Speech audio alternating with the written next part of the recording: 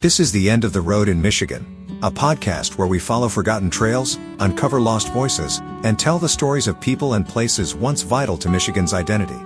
Today, we take a quiet walk along the St. Clair River, past quiet docks and faded shipyards, to remember the men, the timber, and the towns that built an empire of wooden hulls and iron steamers. This is the story of Michigan's shipbuilding heyday, and the river towns that once powered the Great Lakes. In the 19th century, Michigan didn't just lead the nation in lumber, it turned that timber into ships. Along the St. Clair River, from Algonac to Port Huron, the sounds of hammers and saws once echoed across the water. Towns like Marine City and St. Clair were more than sleepy waterfront communities, they were centers of shipbuilding. Men carved entire schooner fleets from white oak and pine harvested just miles inland. According to historical records, over 350 wooden vessels were built along the St. Clair in just a few decades. These ships hauled everything from grain to copper, and later, passengers, across the Great Lakes. They were crafted by hand, beam by beam, by shipwrights who knew the wind, water, and weight of wood like few others. Long before sawmills or schooners, the Great Lakes were traveled in silence, in lightweight birch bark canoes of the Anishinaabe people. Later, French voyageurs rowed bateaux across the inland seas. These shallow draft boats hauled fur, food, and people along tight river corridors and open lake stretches alike. But change came fast. In 1679, French explorer René Robert Cavelier, Sieur de La Salle, launched the Griffin, the first European-style sailing ship built west of Niagara. She left the Niagara River, crossed Lake Erie, and entered the pages of legend. La Salle filled her with furs from Lake Michigan, but she vanished on her return voyage. No wreckage was ever found. To this day, the Griffin is considered the holy grail of Great Lakes shipwrecks. It wasn't until after the War of 1812 that shipbuilding in Michigan truly began to scale. In 1818, the United States government ordered a revenue cutter built at Fort Gratiot. They named her the Split Log, a modest 34-foot vessel with a broad beam and a deep purpose: patrol the border and collect customs. Then came Captain Samuel Ward, a pioneer with big ambitions. In 1824, he built the St. Clair, a forerunner of the cargo schooners that would eventually haul freight all the way to the Atlantic via the Erie Canal. Though he was ahead of his time, Ward laid the keel of a booming industry. By the 1840s, his shipyard was one of the most prolific on the lakes.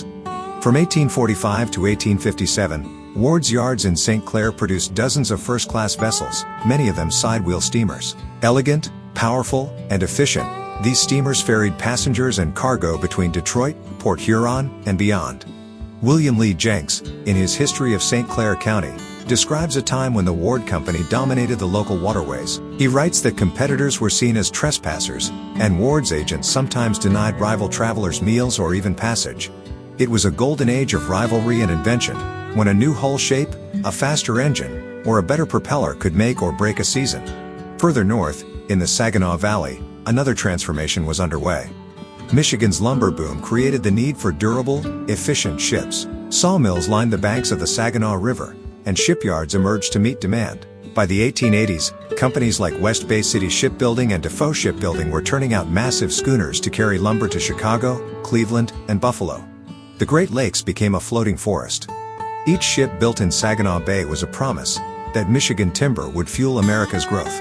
And as railroads pushed west, ships carried the bones of cities eastward. As wood gave way to iron, Michigan adapted again. In 1902, the Great Lakes Engineering Works opened in Ecorse. They built steel freighters, bigger, stronger, and faster than anything before. Among their most famous vessels was the Edmund Fitzgerald, launched in 1958. 1,000 feet long and designed for ore transport, she was the pride of the lakes. Her loss in 1975 became a national tragedy, and a haunting symbol of the power and peril of Great Lakes shipping. Glue closed in 1961. Its final ship, the Arthur B. Homer, launched that same year. It marked the end of large-scale shipbuilding in Metro Detroit. Today, the shipyards are mostly silent. But their legacy lives on, in freighters still plying the lakes, in museums like the Dawson Great Lakes Museum on Belle Isle, and in stories passed from fathers to sons who once worked the yards. The Thistle, built in 1861 by Captain Ward in St. Clair, was the region's first ship dedicated solely to freight. She weighed just 112 tons, but her influence was profound, the forerunner of the 1,000-foot ore boats we see today.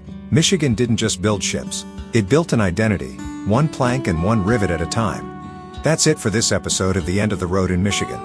From the decks of wooden schooners to the hulls of iron giants, the story of shipbuilding in Michigan is one of resourcefulness, ambition, and local pride.